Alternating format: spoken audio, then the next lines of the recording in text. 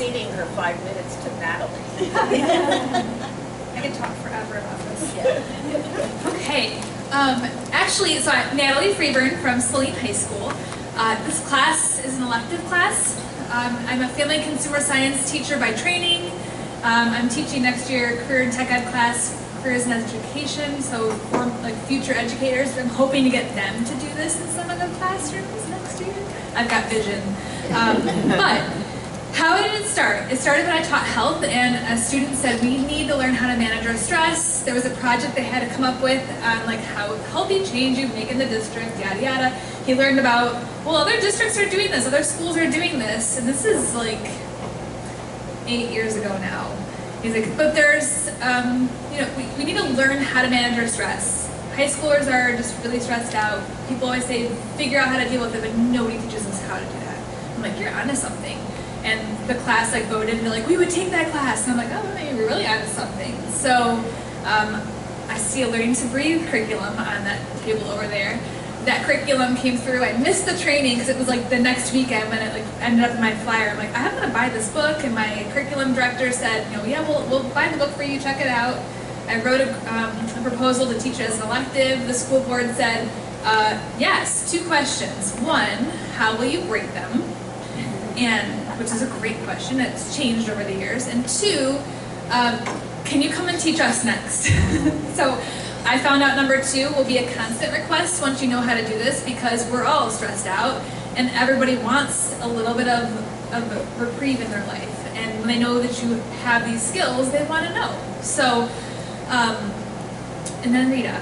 And then I met Rita, and she taught me mindfulness literally like months before I taught it to students. So those of you who are in that boat, raise your hand. Which district is doing that very soon? Like they're Going to teach teachers. You're going to be teaching teachers and all that? You got this.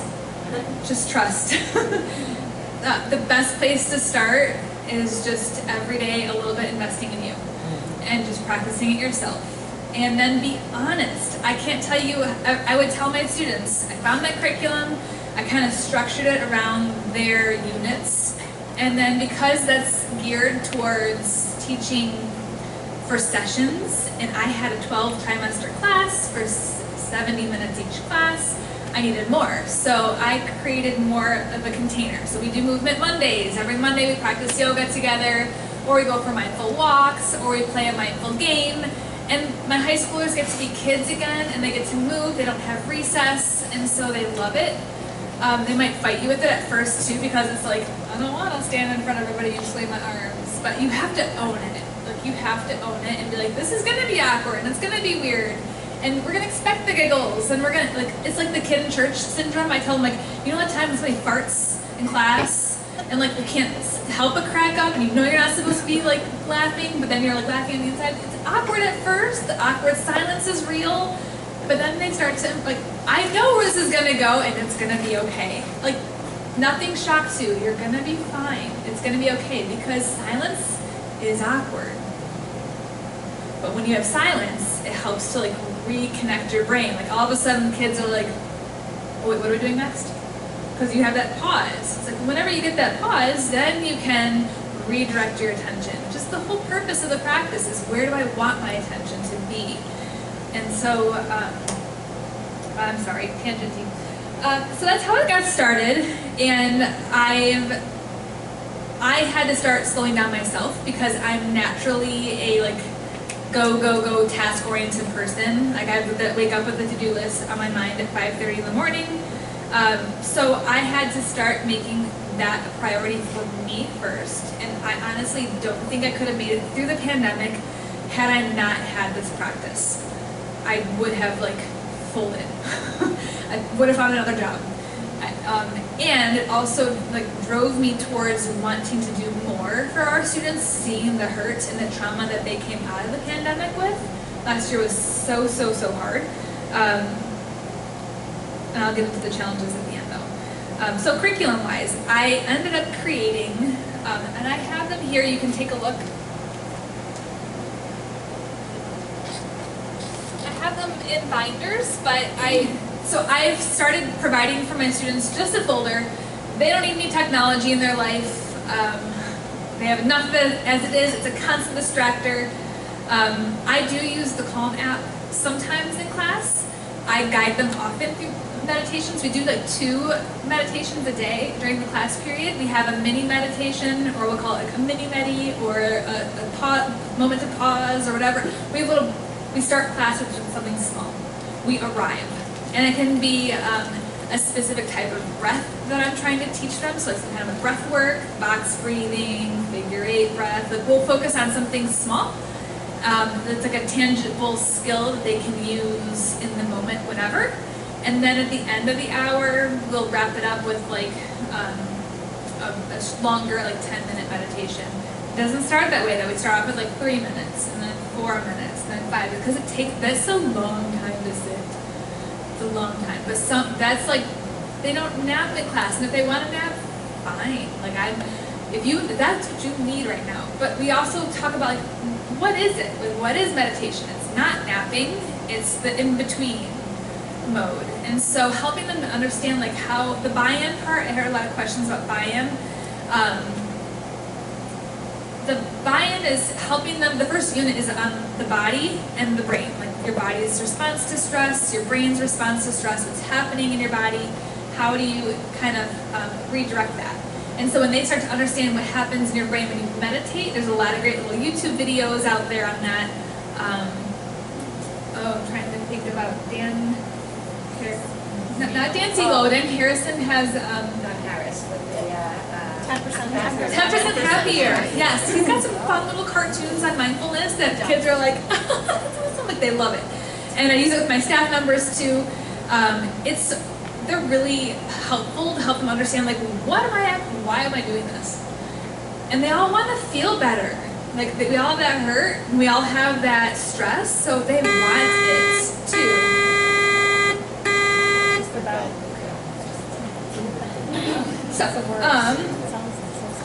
That's what I kind of structure it with. However, I'm going to tell you that depending on, this is next year I'm teaching mindfulness first hour, which I've never done before for high schoolers, so we're going to have to navigate the not passing out and like getting them to come back. So I think I might start, instead of with the mini meditation, like a small movement practice in class. Regardless, they sit all day long. They sit, and they'll complain about it, but any kind of movement, whether it's a sun salutation at your chair, you can do it sitting down. The Calm app also has a lot of good, calm, small movement practices too that I sometimes will just do at home and watch and learn, and then I'll go in the classroom and I lead it. Or if you don't feel comfortable leading it in front of the class, you can put it on like your screen and say, we'll just do this together, and you do it with them. I'm never like back behind my desk like doing other things while they're meditating or doing other things, because it's important for you to practice with them. With the caveat of, I always tell them, my eyes will always be open. It's my job to make sure the room stays safe, and so you feel comfortable closing your eyes to let go and have your mindful moment. So while I will breathe with you, and it's totally possible, because some of you, when you close your eyes, you go to a bad place. It's like walking into the cold freezer at a restaurant when you're going in, like if you've ever worked in a restaurant before, like you go in and then you go out. It's like, I don't want to be very long. Like Costco or whatever. You go in and you go out because it's uncomfortable. Some of you, when you close your eyes, it's so uncomfortable and unbearable. I will never force you to close your eyes, but find something uninteresting to stare at, like a dot on the floor or whatever. Sometimes I'll have a fidget, like a fidget stone that they can hold on to and just look at. My eyes will stay open. I will meditate with you with my eyes open, but I will watch the room so that you can let go. There's a lot of trauma. I have found I was not prepared at the high school level for the amount of trauma that was coming up. So build relationships with your social workers and your counselors. The first few years I taught the class,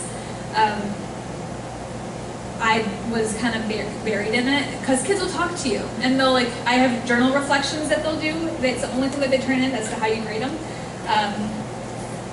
They get one sheet of paper a week, one little prompt that kind of goes along with like the theme or the ideas of the day. It's all reflective. There's no right or wrong answer unless it's like you totally were not even there. Like I don't know what you were doing, but you weren't there. And then I actually give them the opportunity to like redo it and like, let's talk about this, or what do you mean by that, and then turn it back in, because I want them to get it and I want them to understand the why. And then the back of their journal is honestly like them reflecting on their home meditation practice. Their only homework is to establish a practice at home. And that can look like a mindful walk, it can look like a movement practice, it can be sitting, staring at a candle. We talk about all these options because kids will want to take my class over and over again, some do. Take my class over and over again, but I want them to take the skills with them when they go and not feel like they can only achieve that piece when they're in class with us. So that's been really helpful. I create a unit guide, so all their activities are, there's one for each unit. There's like there's something that's graded in here. This is all for them. I don't want them to feel like they have to take notes feverishly to like learn and remember things. I want them just to come and exist and experience. And then they use activities on these unit guides to fill out their journal reflections. So that's how I can see like, oh, are you getting it or you're not getting it? And if you're not getting it, then I can reteach it, or I can have them re-reflect on it again. And those are just more like the concepts of it. Finding some kind of a rhythm or structure that they know what to expect is really helpful, because the less change in that kind of a setup, like they start to settle into that nice rhythm. So we have movement Mondays, and then we do the mini meditation lesson. There's always some kind of a movement or discussion piece in there, or activity, and then there's the meditation. I've had kids who are like, for being a meditation napping class, if they like to dub it, we do a lot of moving. I'm like, yeah, we gotta keep you all awake too. But they don't move enough, and it's so good for them to notice, like, how does they're so oblivious to the signs that their body's trying to tell them that they're stressed out. And then they reach for the quick fixes and understanding the why behind, like, why am I trying to grab a snack right now? Why am I drinking the pop and the caffeine? It's like, well, because you're tired and you're not sleeping, because you're stressed about this, or you're, that is a terrible It's ironic that it's during this course. So I find the structure to be really helpful, and especially when I have my students who are my more special needs students. They don't go through and do a lot of the journals. That's like whatever, but they can sit and they can breathe. We do a lot of, all of my unit guides have a coloring page on them.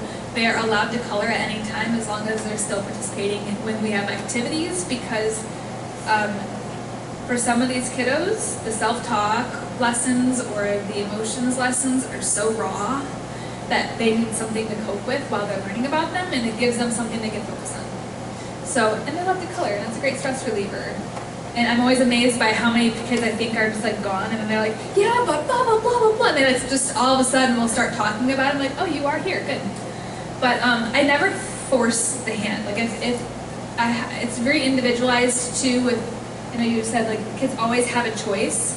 They have a choice. Like if you need to go somewhere during class because you're really uncomfortable or something has come up, here's your options. So I do have the counselors come in now, and we do connect activities with the counselors so that they can at least put a face and a name. And oh, you're not just for my scheduling. Oh, like it's because they need to know the support systems that they have access to.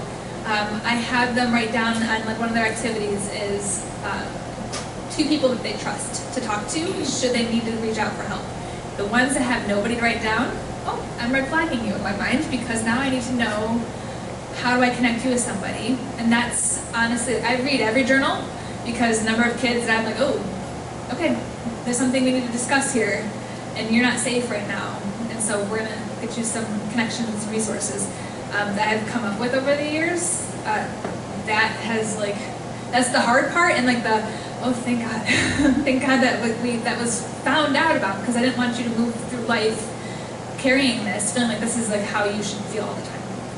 So getting them to those resources, find as many great resources as you have in your school district to connect them to, because I am not a therapist. I tell them that. I'm not a therapist. This is not therapy class. We do cover a lot of cognitive behavioral therapy concepts.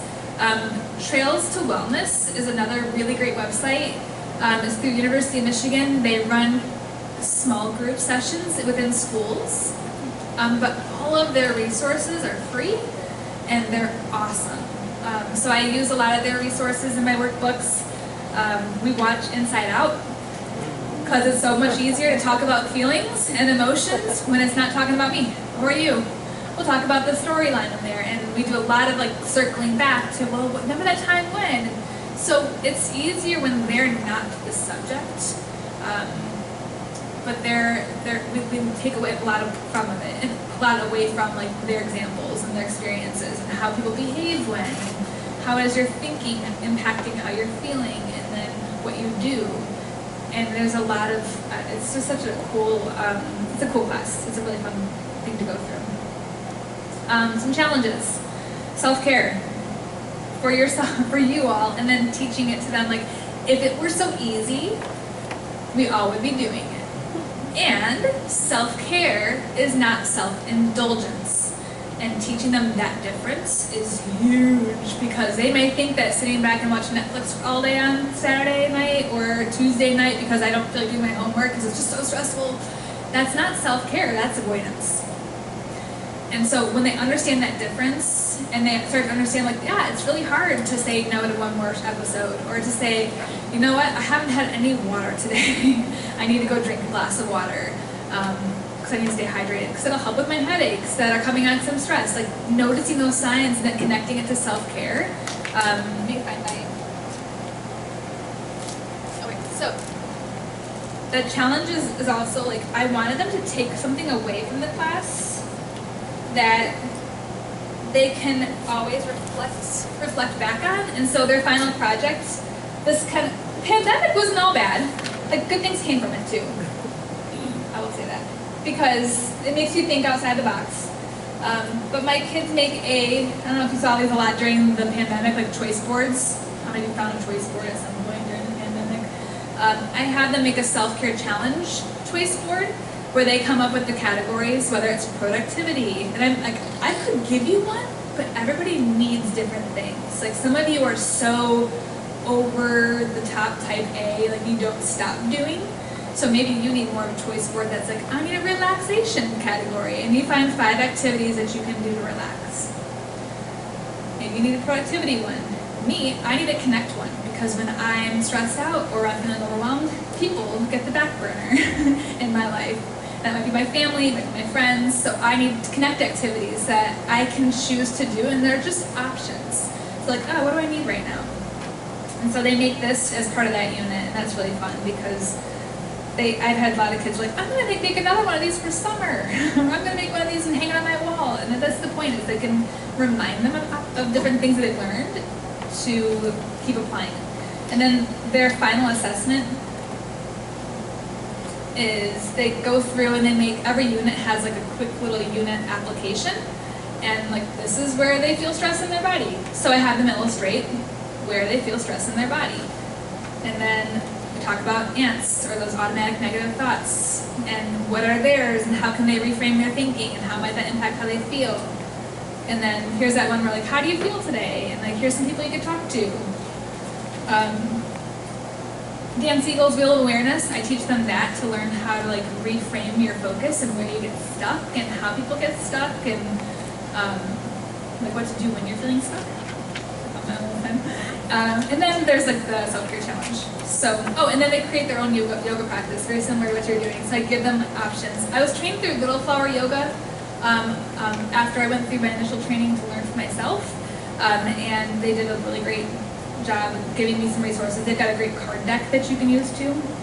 And then their cover is like 50 ways to take a break, so that when they feel stressed out, on this page, they have options, like what are some things I can do to take a break. So that's how I teach it as a class. That's most of my things covered.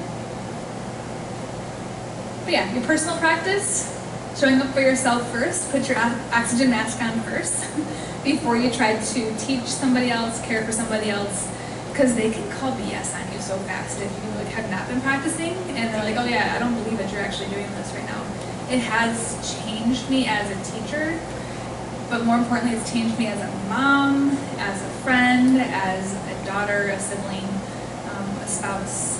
It's impacted how I interact with other people, and creating that pause before I respond. Kids see how much you care. They'll do anything once they know that you care. And like the buy-in is, I care so much about you that I want you to feel well and to be well, and those well wishes. Like sometimes they're so hard on themselves that when you start offering those well wishes to them, they're like, maybe I can live differently. Maybe I can feel different. And sometimes the teachers too, like they want it too.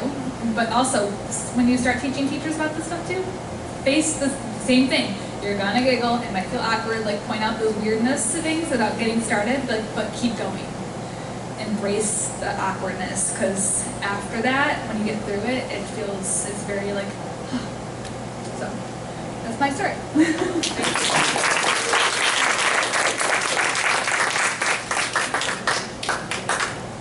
So what a wonderful panel presentation, sharing all.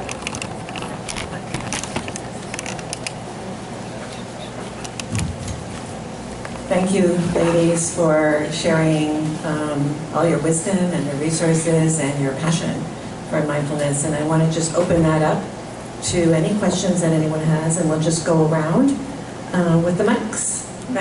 Paula, aka Vanna, or aka Vanna, Paula, will be there for you. Can I add something real quick? Sure. I forgot to mention that we do mindfulness throughout the day, not just in isolation. When I teach math, I know a lot of my children have anxiety about math, and so we'll breathe before we begin a new unit, and it has been amazing. They're more receptive and willing to be open-minded and try things, because in my world we know that mistakes are celebrated, because we know what our brain does when you make a mistake and how it can create new neurons and help you think differently. So those are the things that I just don't want you to think that it's at 9 o'clock we do mindfulness. It pops up all day long. So Thank you. So I am one of the people from Midland, so SEL specialist. We are tasked with really taking care of well-being of staff and teaching staff so that can filter down to students.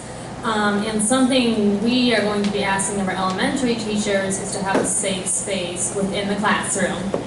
And I know that our supervisor has asked for where is the data, where is the research, where is the evidence. So my question's for you. I believe in it, and as a teacher I had a space in my classroom and I felt the effects of that. Do you have any resources for those skeptics or those adults in the building that push back or don't see reason for it, to say like, here's proof it works? I have a caring cubby in my room. I call it the caring cubby, and in there are mindful cards that I believe Paula has on display. And I also have a reflection page that they can, it's not mandatory, but if they so choose, they want to fill that out, kind of talking about how they're feeling and why they're there. I don't put them there. They choose to go there. So it's the beginning, the first day of school, we introduce the caring cubby. This is where it is. This is why it's here. It's for you. I have one of those, what's that, Hoberman? And a couple of other different, a fidget and a poppet, and I have had children that have literally put themselves there after being in a group activity and they got frustrated and they know they can go to the caring cubby. There's no judgment. It's just this is where you need to be for a little bit till you can regroup and refocus and rejoin. I don't necessarily collect data. You know, I mean, that's the crux of, I think, all of this, is like, where's the data? But the more people you invite into your world, I mean, I want everybody to come in my room. Come and see, come and hang out, sit for a day, so that they can see it in action. And that's just because it's K-5, I don't have, like, I want a copy of everything that you have, because it's awesome. Thank you. we asked you to do that beforehand, but proprietary. So one of the things that I was tasked with last year was actually collecting data. And so, let me see if I can pull it from my files here, but I had over 1,000 visits to the mindful room, and I believe it was 93% of them saw an improvement in emotion, and I want to say it was 89% of them saw an improvement in body sensation. So I had a check-in and check-out sheet that they had to do every time they visited, and it was like a scale of, you know, what emotion are you currently feeling? And I gave them some choices. And then what emotion do you feel now that you visited? What are your body sensations, you know, as you walk in? What are they as you leave? And then on the very back, I said, do you feel that the mindful room helped you? As far as like published studies, I haven't come across any. It's been my own research in my own room.